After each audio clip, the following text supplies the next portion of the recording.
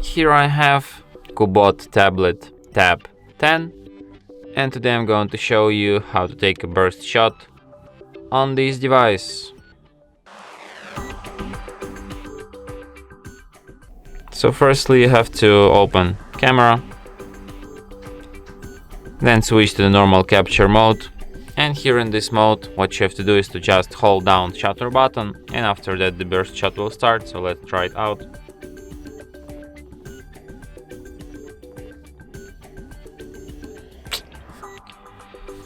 Strange. Okay, let's try to go to the more modes and select the burst here. And now let's long press shutter button. And as you can see right now I'm taking a burst shot. So I took like 22 shots. Here we can review them all and select like which shot fits you best. So yeah. And that's it. Thanks for watching. If you find this tutorial useful, don't forget to hit that like button and subscribe to our channel.